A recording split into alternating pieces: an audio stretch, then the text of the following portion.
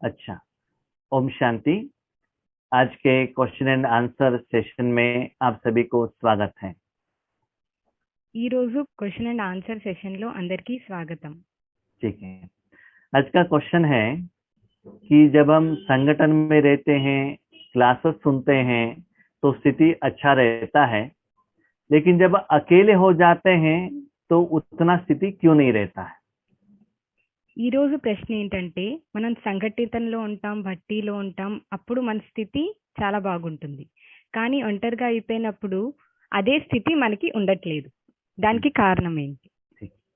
अभी लौकिक में हम देखा जाए, हम शादी में जाते हैं या कोई होटल में जाते हैं, बड़े बड़े प्रोग्राम में जाते हैं, वहाँ का जो भोजन होता है उसका टेस्ट हमको बहुत अच्छा लगता है। లౌకికంలో చూసుకున్నట్టయితే మనం బయటికి వెళ్తాము, బయట హోటల్లో కానీ ఇంకెక్కడైనా భోజనం చేస్తాము, దాని స్వాద్ టేస్ట్ ఏదైతే ఉందో మనకు చాలా నచ్చుతుంది।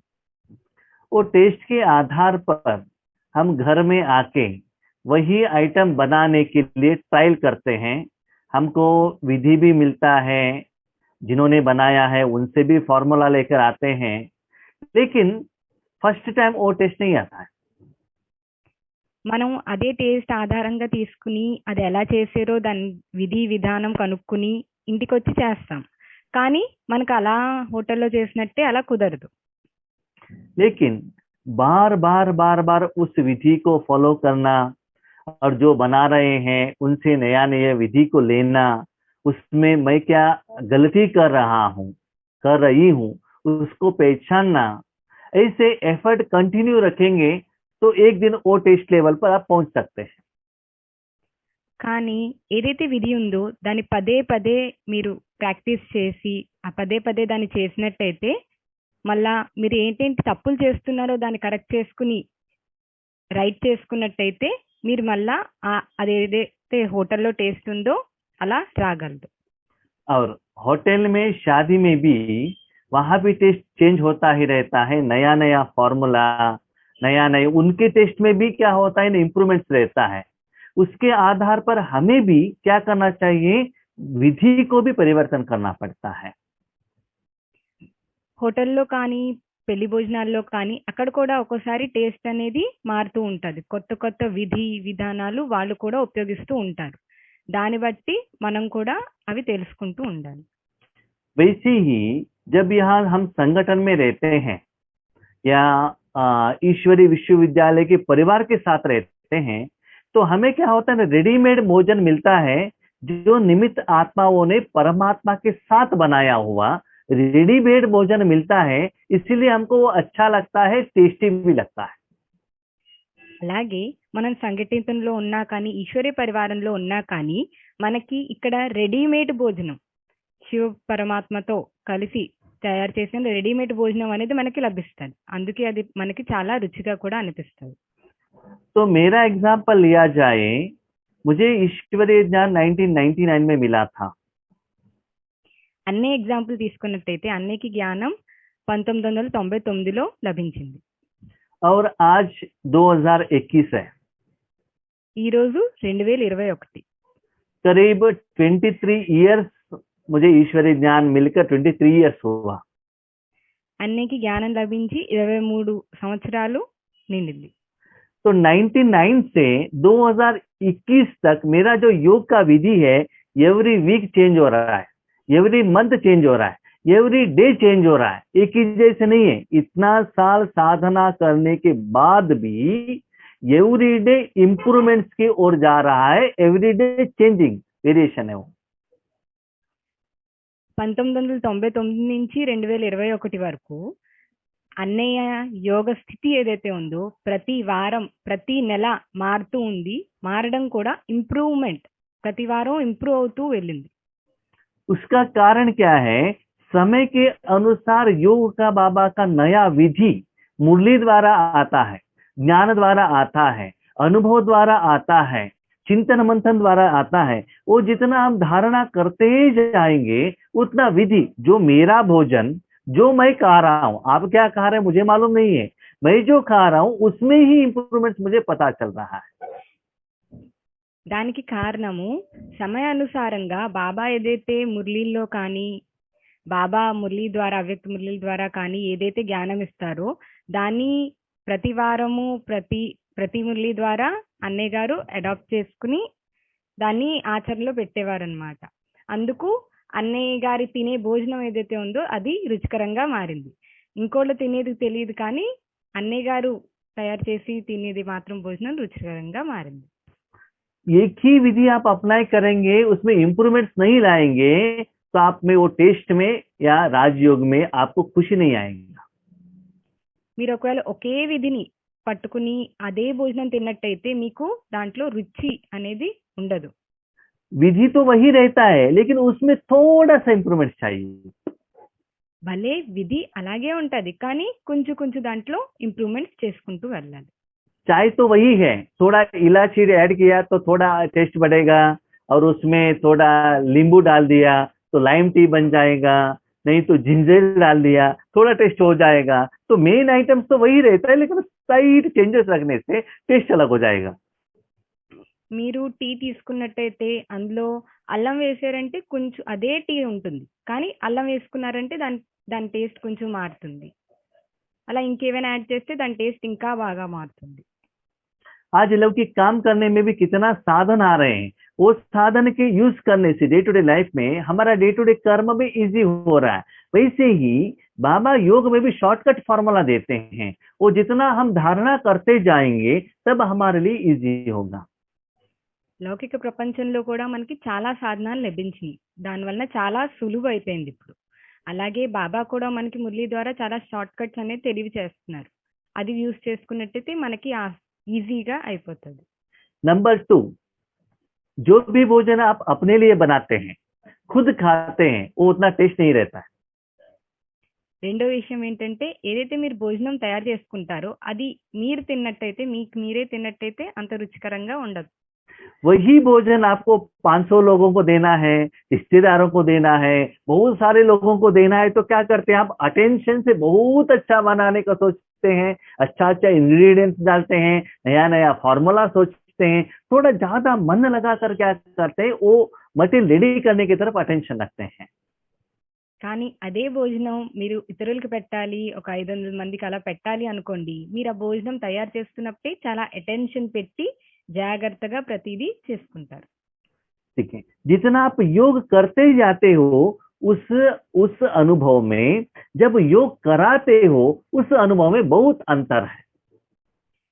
మీరు ఎప్పుడైతే మీరు మీకుగా యోగం చేస్తారో దాంట్లో మీరు ఇంకొకరికి యోగం చేస్తున్నారు, దాంట్లో చాలా తేడా ఉంది. तो इस ग्रुप में भी बहुत सारे लोग इवनिंग नुमा शाम योग में आधा आधा घंटा योग करा रहे हैं.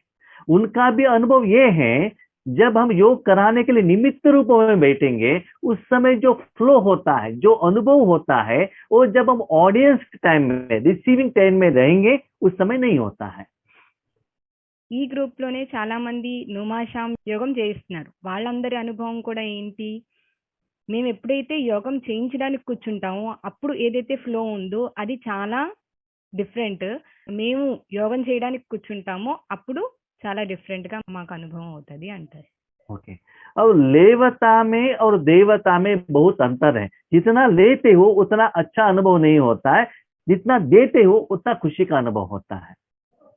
లేవత మరియు దేవత. లేవత అంటే తీసుకునేవారు, దేవత అంటే ఇచ్చేవారు. ఈ రెండిట్లో చాలా తేడా ఉంది. आप भोजन खाने में 50 लोगों को भोजन खिलाने में, भले जिन्होंने बनाया वो लाकर आप देंगे तो भी वो आशीर्वाद, वो खुशी मिल जाता है, वो भी योग में आपको ऐड हो जाता है. మీకోసం భోజనం తినడానికి ఇతరులకు పెట్టడంలోని చాలా తేడా ఉంది. భలే తయారు చేసిన భోజనం కానీ ఇతరులకు పెట్టినప్పుడు మీకు ఆశీర్వాదాలు అనేది లభిస్తాయి. नेक्स्ट बात, जितना आप योग करते जाते हो उतना आत्मा और मन बुद्धि क्लीन होता है, उतना अनुभव ज्यादा होता है. वहां वो क्लीन नहीं होता है, आपके द्वारा जो एनर्जी जाना चाहिए वो नहीं जाएगा, तब भी अनुभव जितना एक्सपेक्टेड है वो नहीं होता है. మీరు యోగం చేసినప్పుడు కూడా మీ మనసు బుద్ధి అనేది క్లీన్ అవుతుంది. అప్పుడు ఇతరులకి యోగం ఇచ్చినప్పుడు కూడా డిఫరెన్స్ ఉంటుంది. जब हम स्कूल में बैठते हैं, एजुकेशन सुनते हैं, ठीक से दिमाग में चला जाएगा. लेकिन जब हम अकेले घर में बैठते हैं, होमवर्क करते हैं, तो अटेंशन नहीं रहता है, इसलिए एजुकेशन जो है, लेसन जो है दिमाग में नहीं जाता है। మీరు లౌకికంగా చూసుకున్నట్టు కూడా క్లాస్లో కూర్చుని క్లాస్ వర్క్ చేస్తున్నప్పుడు మీకు అటెన్షన్ చాలా ఉంటుంది, కానీ ఇంటికి వెళ్ళిపోయాక హోంవర్క్ చేసినప్పుడు అంత అటెన్షన్ ఉండదు. नेक्स्ट बात है, जब आप संगठन में रहते हैं, आपका मन सिर्फ ज्ञान, योग, जो निमित्त आत्मा, उनके साथ कनेक्टेड रहता है। लेकिन हम लौकिक में जाते हैं, आपका मन बांट देता है, लौकिक कार्य में या सोच में, चिंतन में, शरीर के चिंता में, शरीरधारियों की चिंता में। ऐसे जब मन बांट देता है, तब क्या होता है, अनुभव नहीं होता है। మీరు సంఘటనలో ఉన్నప్పుడు మీ మనసు అనేది యోగము, జ్ఞానము మరియు నిమిత్తాత్మలు ఎవరైతే ఉన్నారో వీళ్ళతోనే కనెక్ట్ అవుతుంది. కానీ లౌకిక కార్యాల్లోకి వెళ్ళిపోయినప్పుడు మీ మైండ్ అనేది డివైడ్ అయిపోతూ ఉంటుంది. మిగతా దేహదారుల పరంగా, ఇంట్లో పని పరంగా మీ మనసు అనేది డివైడ్ అయిపోతూ ఉంటుంది. तो अभी हमें 23 इयर्स के बाद बाबा ने इस सेवा में निमित्त किया है, उसके पीछे 23 इयर्स का साधना है। अब हम नए नए आते हैं और वही चीज एक्सपेक्ट करते हैं, वो तुरंत नहीं होगा, लेकिन बहुत काल का प्रैक्टिस, निरंतर प्रैक्टिस और करने का इच्छा, समय लगाना, उसमें बार बार बार परिवर्तन करना, ये सभी धारणा करते जाएंगे तो स्लोली आपको इंप्रूवमेंट हो जाएगा। ఇలా 23 సంవత్సరాల నుంచి చేసిన సాధన వలన ఇవాళ ఈ స్థితికి చేరుకున్నాము. అలాగా ఇప్పుడు మీరు ఎవరైనా కొత్త వాళ్ళు వచ్చారనుకోండి, వాళ్ళు డైరెక్ట్గా ఈ స్టేజ్కి చేరుకోవడం అంటే కష్టం. ప్రతిరోజు సాధన చేసి ప్రాక్టీస్ చేసి ముందుకు వెళ్తే అలా అలా ఇంప్రూవ్మెంట్ చేసుకోగలుగుతారు. लेकिन आपको 23 इयर्स नहीं लगेगा, क्योंकि आपको ज्यादा पुरुषार्थ करने का जरूरत नहीं है।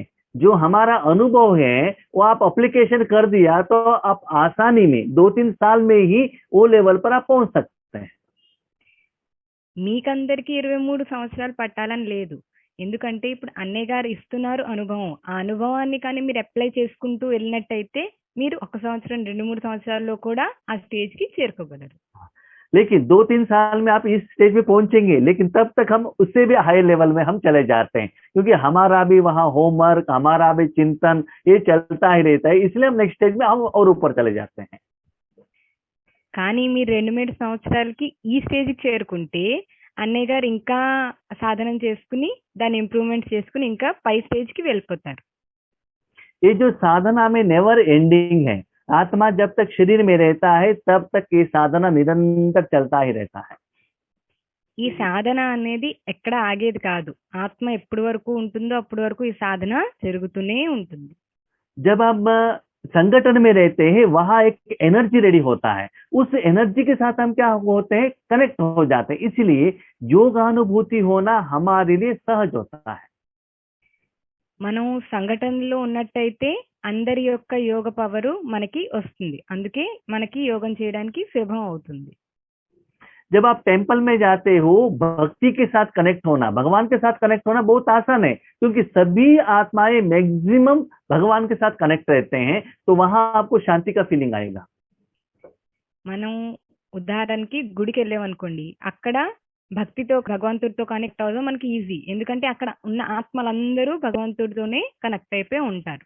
वहां सिर्फ वही वाइब्रेशन है, तो हमारे मन में भी क्या होगा, फॉर एग्जाम्पल आप इस्कॉन में जाएंगे, आपके मन क्या होता है, हरे रामा रामा रामा हरे हरे आता ही रहेगा। कहाँ तक, टेम्पल से बाहर आके 10-15 मिनट में भी आपका मन में गाता रहेगा। क्यों, वहां वही वाइब्रेशन मुख में भी है और वहां टेप रिकॉर्डर में भी है और मन में भी है, तो उसका असर बाहर आने के बाद भी आप में आएगा।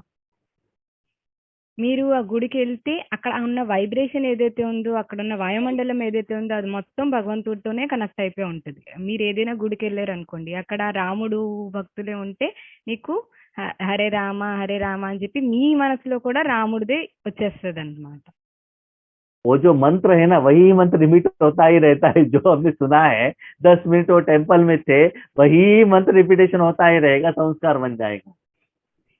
ఏదైతే మంత్రం అక్కడ రిపీట్ అవ్వడం జరుగుతుందో, హరే రామ హరే కృష్ణ అని చెప్పి ఏదైతే ఉంటుందో అదే మీ మైండ్ లో కూడా వచ్చేయడం జరుగుతుంది. अभी आप वेजिटेबल मार्केट में गए हैं वहां भी हरे रामा हरे कृष्णा का एक जगह पर गाना सुन रहे हैं और एक जगह पर 10 रुपए में 12 केजी, 10 रुपए में 12 केजी है। बहुत वैरायटी का साउंड है, तो क्या हो जाएगा, आपको एक नहीं आएगा, आपका मन डिवाइड हो जाएगा। बाहर आने के बाद आपको इतना चिड़चिड़ापन आएगा, कहाँ में भी आपका मन नहीं जाता है। మీరు ఉదాహరణకి ఒక మార్కెట్కి వెళ్ళారు అనుకోండి, అక్కడ ఒకళ్ళేమో హరే రామ హరే కృష్ణ అంటున్నారు, ఒకళ్ళేమో 10 రూపాయలకి ఇది 10 రూపాయలకి అది, అలాగా వేరు వేరు సౌండ్లు అనేవి వినిపించినాయి మనకి. అప్పుడు మన మనసు అనేది డివైడ్ అయిపోతుంది, ఒక దగ్గర ఉండదు. इसीलिए एक ही वाइब्रेशन का अनुभव हमको नहीं होता है। అలాంటి ప్రదేశాల్లో అందుకే మనకి ఒకే వైబ్రేషన్ అనేది ఉండదు. ठीक है, अभी लक्ष्मी बहन कह रही है आप जो फॉर्मूला कह रहे हैं वो फॉर्मूला हम अप्लाई कर रहे हैं, फिर भी एक्सपेक्टेड रिजल्ट क्यों नहीं आता है?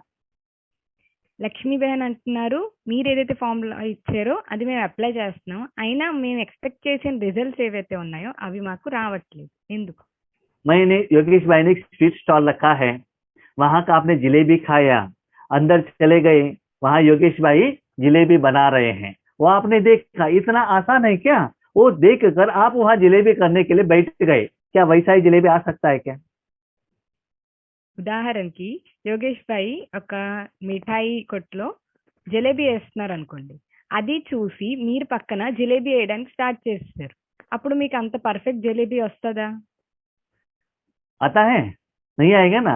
वही तेल है, वही आग है, वही इंस्ट्रूमेंट है, देखने में तो आसान है, ठीक है, लेकिन आप करने के लिए जाएंगे वो राउंड राउंड नहीं आएगा, इंडिया श्रीलंका अफगानिस्तान का मैप के जैसे आ जाएगा, ठीक है, टेस्ट भी नहीं आएगा और वो साइज भी नहीं आएगा। क्यों? देखने में आसान है, लेकिन अनुभव है ना, वो बहुत काम करता है। మీరు అక్కడికి వెళ్ళి అదే సాధనం, అదే అగ్ని, అదే ముక్తి, అదే నూనె అన్నీ అవే యూజ్ చేసినా సరే మీకు అదే షేప్ రాదు, అదే టేస్ట్ కానీ అదే కలర్ కానీ రాదు, ఎందుకంటే చూడడంతో మీరు వేయలేరు. अभी क्वेश्चन, अभी लक्ष्मी बहन को क्या है ना, बहुत फास्ट इसमें जाना है, तो फास्ट करना है, एक्सीलेटर दबाना है, तो क्या करना है, एक क्वेश्चन है। ఇప్పుడు క్వశ్చన్ ఏంటంటే లక్ష్మీ బహన్ చాలా ఫాస్ట్ గా వెళ్ళాలనుకుంటున్నారు, ఒకసారిగా యాక్సిలేటర్ నొక్కాలి అంటే ఏం చేయాలి? उसके लिए क्या करना है, हमारे द्वारा 2-3 दिन का कंटिन्यू बच्ची रहता है एक जगह पर, वैसे बच्चे आप अटेंड करेंगे, उस 3 दिन में आप समझ लीजिए 6 महीने का जो बैटरी आपको चार्ज होना चाहिए वो हो जाता है, उतना फास्ट चार्ज हो जाता है, इंप्रूवमेंट्स भी हो जाता है, विधि विधान भी मिलता है, अनुभव भी होता है, क्वेश्चन का आंसर भी मिल जाता है उसमें। దీనికి జవాబు ఏంటంటే ఒక్కసారిగా ఎక్కడైనా భట్టీలు 3 రోజులు భట్టి కానీ అలా ఉన్నట్టయితే మీరు దానికి అటెండ్ అయ్యారనుకోండి, అక్కడ మీకు అనుభవం లభిస్తుంది, జ్ఞానం లభిస్తుంది, ఉన్న ప్రశ్నలన్నిటికీ జవాబు కూడా లభించేస్తుంది.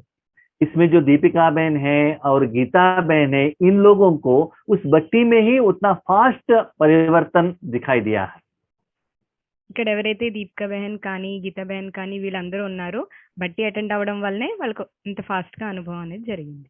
क्योंकि आप रेगुलर प्रैक्टिकली आगे उस एनर्जी के साथ क्या होते हैं, आप कनेक्शन हो जाते हैं, इसलिए फास्ट विधि भी आपको मिल जाएगा। ఎందుకంటే మీరు ప్రాక్టికల్ గా ఒకసారిగా ఇలాంటి వాతావరణంలో ఉన్నట్టయితే మీరు దాంతో కనెక్ట్ అవ్వగలుగుతారు. हम भी इतना साल पुरुषार्थ करने के बाद भी आज भी बीच बीच में कमी आता है, विकार आ जाता है, गुस्सा आ सकता है, लेकिन परसेंटेज वाइज कम होता ही जाता है और योग का स्थिति में इंप्रूवमेंट होता ही जाता है। భలే ఇన్ని సంవత్సరాల నుంచి ఈ విధిని అప్లై చేసుకున్నా సరే ఒక్కోసారి కోపం అనేది లేకపోతే డౌన్ అనేది వస్తూ ఉంటది, కానీ ఏదైతే స్థితి ఉంటుందో దాని వలన ఇవన్నీ తక్కువ పర్సెంటేజ్ అనేది తగ్గిపోతూ ఉంటది వీటన్నిటికి. और एक बात है, जो राजयोग है हम डे टू डे अलग अलग टाइम पर प्रैक्टिस कर रहे हैं, कर्म योग में भी वो ऐड करना चाहिए, माना वो मन को वहां से हटाना नहीं चाहिए, भले परसेंटेज कम है, जितना कर्म में भी आप ऐड करते जाएंगे, फॉर्मूला ऐड करते जाएंगे, तब वो आसान हो जाएगा। ఇంకో విషయం ఏంటంటే ఏదైతే మనం రాజయోగం చేస్తున్నామో దాంతో పాటు కర్మలో కూడా కర్మయోగం అనేది చేసుకోవాలి. భలే కర్మల్లోకి వెళ్ళినప్పుడు పర్సెంటేజ్ తగ్గిపోవచ్చు, కానీ ఆ స్థితి అదే ఫ్లో అనేది మెయింటైన్ చేసుకోవాలి. फॉर एग्जाम्पल जिलेबी बनाया है, जिलेबी क्यों खाना चाहिए, कब खाना चाहिए, भोजन के साथ एक जिलेबी खाना चाहिए। ఒక ఎగ్జాంపుల్, జలేబీ తయారు చేసుకున్నాం, జలేబీ ఎప్పుడు తినాలి మనం? భోజనంలో తినాలి. ठीक है, जिलेबी को ही ब्रेकफास्ट बना के सिर्फ जिलेबी ही ब्रेकफास्ट में खाएगा तो क्या होगा? జిలేబీని మన బ్రేక్ఫాస్ట్ రూపంలో చేసుకుని మొత్తం బ్రేక్ఫాస్ట్ లో మొత్తం జిలేబీయే తిన్నారనుకోండి, మీ పరిస్థితి ఎలా ఉంటది? पेट दर्द आ जाएगा. జిలేబీ తిన్నట్టయితే బ్రేక్ఫాస్ట్ లో కడుపు నొప్పి వస్తుంది. ठीक है, इसीलिए कर्म योग का विधि अलग है, ज्वालामुखी योग का विधि अलग है, सेवा करने का योग का विधि अलग है, विश्व कल्याण करने का योग का विधि अलग है. जिस योग का विधि जहां जितना परसेंटेज में यूज करना चाहिए वो भी अनुभव हमारे साथ रहना चाहिए. కాబట్టి కర్మయోగానికి ఒక విధి ఉంటుంది, జ్వాలాముఖి యోగానికి అయితే ఒక విధి ఉంటుంది, సేవ చేయడానికి అయితే ఒక విధి ఉంటుంది. అలాంటి విధి మాకు తెలిసి ఉంటుంది బీకే వాళ్ళకి. किस विधि को कहाँ कैसे कितना परसेंटेज में यूज करना चाहिए ये भी इम्पोर्टेंट है. विधि रॉन्ग जगह पर आपने यूज कर दिया तो आपको भी एक्सपेक्टेड रिजल्ट नहीं आएगा.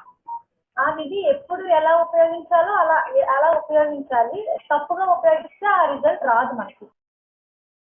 ठीक है, जब आप योग करने के लिए बैठते हैं मन को परमधाम में भेज दीजिए. ठीक है, लेकिन जब कर्म क्षेत्र में आना पड़ता है परमात्मा को नीचे लेकर आइएगा. కర్మక్షేత్రంలో ఉన్నప్పుడు పరమాత్మని కింద తీసుకురావాలి. ठीक है, ये आप हर एक के लिए जो विधि को अपनाते जाएंगे तब आपके लिए योग का विधि क्या होगा, सहज हो जाएगा. మనం ఈ విధిని అప్లై చేస్తే మనకి యోగం అనేది సహజంగా అయిపోతుంది. अभी शादी में बादाम मिल्क बनाते हैं.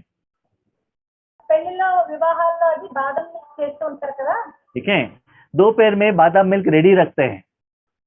మధ్యాహ్నం అయితే బాదం మిల్క్ రెడీ చేసి ఉంచుతారు. बाहर की दुनिया में बारिश है तो गर्म बादाम मिल्क मिलेगा. బయటంతా వర్షం పడుతుంటే మనకి వేడి చేసిన బాదం మిల్క్ ఇస్తారు. ठीक है, बाहर धूप है तो कोल्ड बादाम मिल्क मिलेगा. బయట ఎండ అది వస్తున్నట్టయితే మనకి చల్లని బాదం మిల్క్ ఇస్తారు. लेकिन आप एक ही रेडी करके रखेंगे, सिचुएशन के अनुसार चेंज नहीं होंगे. जो बादाम मिल्क आप जो देते हो वो लोगों को अच्छा नहीं लगता है. మనం బయట ప్రపంచం బయట ఎలా ఉందో పరిస్థితి దాన్ని బట్టి వాళ్ళు కానీ ఒకటే చేస్తే ఒక విధానంలోనే చేస్తే అది బయట జనానికి నచ్చదు. ओके, ठीक है. ఒకసారి బాబా నుంచి ఒకసారి కిందకి వచ్చాము అనుకోండి, మళ్ళీ బాబాని పట్టుకోవాలనుకున్న స్థితి చాలా టైం పడుతుంది. क्योंकि ऊपर जाने के लिए क्यों टाइम लगता है, बाबा के साथ उतना गहरा प्यार नहीं है, उतना क्लोजनेस नहीं है, निरंतर बाबा को यूज नहीं करे, इसलिए नेक्स्ट बाबा के साथ कनेक्शन रखना मुश्किल होता है. బాబాని అందుకోవాలి అంటే అంత ప్రేమ ఉండాలి. तो बाबा के साथ हम कनेक्शन जितना डिटैच होते हैं उतना कनेक्शन रखना हमारे लिए मुश्किल होता है. ఒకసారి బాబాతో డిస్కనెక్ట్ అయ్యేము అంటే మళ్ళా కనెక్ట్ చేసుకోవడానికి మనం చాలా శ్రమ పడాల్సి వస్తుంది. आज भी मुझे मैं देख रहा हूँ कभी कभी कर्म करते हुए भी इतना आसानी से कनेक्शन हो जाता है, कभी कभी कितना मुश्किल होता है, कितना भी ट्राई करो लेकिन कनेक्शन नहीं मिलता है. मेरे लिए भी होता है. అన్నయ్య గారికి కూడా చెప్తున్నారు, ఒక్కోసారి కర్మ చేస్తున్నప్పుడు ఒక్కసారిగా బాబాతో కనెక్ట్ అయిపోతాం, కానీ ఒక్కసారి కనెక్ట్ చేసుకోవాలంటే చాలా శ్రమ పడాల్సి వస్తుంది, చాలా కష్టంగా ఉంటుంది. सूक्ष्मोतन में जाओ, परंधाम में जाओ, बिंदु में बैठो, ज्वालामुखी करो, विश्वकर कुछ भी करो लेकिन कनेक्शन लगता ही नहीं, अनुभव होता नहीं, लेकिन ट्राई तो करते रहेंगे. మళ్ళీ సూక్ష్మవతనానికి వెళ్ళండి, పరంధామానికి వెళ్ళండి, వతనంలోకి వెళ్ళండి, కానీ కనెక్షన్ అనేది ఒకసారి అస్సలు కుదరదు. कभी कभी शरीर में बुखार रहता है, सराउंडिंग में साउंड रहता है, बहुत डिस्टर्बेंस रहता है, फिर भी एक सेकंड में टक करके चला जाता है, इतना आसान हो जाता है. ఒకసారి చుట్టూ చాలా సౌండ్స్ ఉంటాయి, డిస్టర్బెన్సెస్ ఉంటాయి, ఇంత వాయుమండలం అంత డిస్టర్బెన్స్ ఉన్నా సరే బాబాతో కనెక్ట్ అయితే చాలా ఈజీగా అయిపోతుంది. ठीक है, ये तो सभी लोगों का जिंदगी में ऐसे वेरिएशन होता ही रहता है, कभी कभी अच्छा कभी कभी लो, ऐसे होता ही रहता है. ఇలాగా ప్రతి ఒక్కరి జీవితంలోని అప్ అండ్ డౌన్స్ అవుతూనే ఉంటాయి. ఒకసారి చాలా బాగుంటుంది, ఒకసారి బాగోదు. आपके जिंदगी में भी आपने देखा होगा, आप कितना भी डोसा बनाने में मास्टर हो लेकिन कभी कभी वो डोसा ठीक से बनता ही नहीं, रीजन क्या है पता नहीं चलता है. కూడా చూసుంటారు, మీరు ఎంత ఎక్స్పర్ట్ కానివ్వండి, ఒకసారి దోశ చాలా బాగా ఉంటది, ఒకసారి అసలు బాగోదు దోశ తయారు చేయడంలో. ठीक है। उसमें कारण क्या है, आपका मन का स्थिति भी कारण होता है, उसमें इंग्रेडिएंट्स भी कारण होता है, अलग अलग रीजन होता है। దానికి కారణం ఒక్కోసారి మనం వేసిన పదార్థాలు కావచ్చు, ఒక్కోసారి మనం తయారు చేసిన విధి, లేకపోతే మన మనసు స్థితి కూడా ఒక్కోసారి దాని మీద ఎఫెక్ట్ చూపిస్తూ ఉంటుంది. लेकिन जितना आपको अनुभव होता ही जाता है उतना वो कर्म करना आपको फ्यूचर में इजी होगा. కానీ మనకి ఎంతెంత అనుభవం జరుగుతూ పోతుందో అంతంత మనం ఆ కార్యం చేయడానికి మనకి చాలా సులభంగా ఆ కార్యం అయిపోతుంది. जैसे आपने कहा, एक जो साइकिल राइडिंग सीख रहा है हर रोज फर्स्ट टाइम में 10-12 बार गिरेगा हो. ఎలాగైతే మీరు ఎగ్జాంపుల్ చెప్పారో, సైకిల్ తొక్కుతున్నప్పుడు ఫస్ట్ టైం మనం తొక్కామనుకోండి 10 సార్లైనా పడిపోతాం మనం. लेकिन उसके बाद साल में एक बार पड़ सकता है, गिर सकता है. ऐसा नहीं कि गिरेगा नहीं, वैसा नहीं है. इधर उधर देख लिया तो गिर सकता है, लेकिन अनुभव होने के कारण गिरने का परसेंटेज कम रहता है और चलने का परसेंटेज थोड़ा ज्यादा रहता है. కానీ అదే మనకి ప్రాక్టీస్ అయిపోయింది, సైకిల్ తొక్కడం ప్రాక్టీస్ అయిపోయాక మనము భలే సంవత్సరానికి ఒకసారి పడిపోవచ్చు, అలాగేమైనా జరగచ్చు. కానీ దాని పర్సంటేజ్ ఏదైతే ఉందో పడిపోయే పర్సంటేజ్ తగ్గిపోతుంది. तो इसीलिए जब वो रूट में या वो मार्ग में हम चले जाते हैं, जितना आप अव्यक्त मूल्य के गहराई में जाते हैं तब ये सभी बात आपको समझ में आएगा. మీరు ఎప్పుడైతే ఆ మార్గంలో, ఏదైతే అవ్యక్త మురళి మార్గం ఉందో ఆ మార్గంలో వెళ్ళినట్టయితే ఇవన్నీ మీకు ఇంకా బాగా అర్థం అవడం మొదలెడతాయి. ठीक है. तो नॉलेज को समझना, नॉलेज के हर वर्ड को समझना, पहचानना, उस स्थिति को जानना और प्रैक्टिस करना, अनुभव करना, ऐसे भी करते जाएंगे तो आपके लिए आसान हो जाएगा. మీరు ఇవన్నీ అనుభవం చేసుకుంటూ ప్రాక్టీస్ చేసుకుంటూ వెళ్ళినట్టయితే మీకు అనుభవం జరుగుతుంది, అప్పుడు మీకు ఇంకా సహజం అయిపోతుంది. अभी योगेश भाई को पैदल चलने आता है, 2 व्हीलर राइडिंग भी आता है, ठीक है, 4 व्हीलर राइडिंग भी आता है, समझ लीजिए ट्रेन राइडिंग भी आता है और उनको फ्लाइट राइडिंग भी आता है, सब कुछ आता है, समझ लीजिए. అనుకోండి మీరు అన్నయ్య గారికి 2 వీలర్ రైడింగ్ వచ్చు, 4 వీలర్ రైడింగ్ వచ్చు, మళ్ళీ దాని తర్వాత ట్రైన్ రైడింగ్, ప్లేన్ రైడింగ్ కూడా వచ్చు. ठीक है. अभी आपको 2 व्हीलर राइडिंग आया है और योगेश भाई फ्लाइट में जा रहा है, मुझे फ्लाइट में क्यों नहीं जाने को होता है करके सोचेंगे, वो क्या होगा, लंबा प्रोसेस है, वो साधना करेंगे तभी हो सकता है. ఇప్పుడు మీరు నేర్చుకుని 2 వీలర్ రైడింగ్ నేర్చుకున్నారు అనుకోండి, మీరు 2 వీలర్ మీద వెళ్తున్నప్పుడు యోగేష్ భాయ్ ఏరోప్లేన్ లో నడుపుతున్నారు అనుకోండి, నేను ఎందుకు ప్లేన్ నడపలేను అని అనుకున్నట్టయితే దానికి చాలా సాధనం, చాలా శ్రమ అనేది పడాల్సి ఉంటుంది. योगेश भाई के साथ में रहेंगे तो आप फ्लाइट में जा सकते हैं, अकेले रहेंगे तो 2 व्हीलर में जाना पड़ता है. तो ये स्पीड में वो स्पीड में बहुत अंतर. మీరు యోగేష్ భాయ్ తో ఉన్నట్టయితే డైరెక్ట్ గా ఫ్లైట్ లో వెళ్ళొచ్చు, కానీ ఒక్కరే ఉన్నట్టయితే 2 వీలర్ స్పీడ్ లో వెళ్ళగలరు. फ्लाइट में बहुत लंबा डिस्टेंस कम समय में आप कवर कर सकते हैं, लेकिन 2 व्हीलर में क्या होता है, बहुत टाइम लगता है, सुस्ती भी होता है. ఫ్లైట్ లో అనుకోండి చాలా దూరం కూడా మనం చాలా కొద్ది సమయంలో పూర్తి చేయగలం, కానీ 2 వీలర్ రైడింగ్ లో మాత్రం చాలా టైం పడుతుంది. हाँ, दूसरी बात है, अभी ये जो प्रोसेस है ना, 5000 ईयर्स का जो लंबा चौड़ा जो लंबा प्रोसेस है, वो 5000 ईयर्स का जो हिसाब किताब सेटल करने के बाद आप क्या हो सकते हैं, वो ओरिजिनल रेशियो में, ओरिजिनल पोजीशन में आप पहुंच सकते हैं. మీకు ఏదైతే ఈ 5000 సంవత్సరాల యొక్క లెక్కాచారం ఉందో ఇదంతా క్లియర్ చేసుకున్నట్టయితే మీరు మీ ఒరిజినల్ పొజిషన్ కి చేరుకోగలరు. आत्मा के ऊपर 5000 सालों का जो संस्कार भरा है ना, जितना जलता ही जाता है उतना आपके लिए राजयोग इजी होगा, जितना परसेंटेज में जलेगा उतना आपको आसान होता जाएगा. ఆత్మ పైన ఏదైతే 5000 సంవత్సరాల యొక్క లెక్కాచారం ఏదైతే నిండి ఉందో, మన యోగన అగ్ని ద్వారా ఎంతెంత అది ఎంత పర్సెంటేజ్ లో కాలుతుందో అంత పర్సెంటేజ్ మనకి రాజయోగం చేయడం సులభం అయిపోతుంది. आत्मा के ऊपर संगम युग का संस्कार है, उसके ऊपर सत्युग का है, उसके ऊपर त्रेता युग, उसके ऊपर द्वापर, उसके ऊपर कलयुग. ये सभी क्लियर होके प्योर आत्मा बनेगी, तब निरंतर भगवान के साथ कनेक्शन रखना इजी होगा.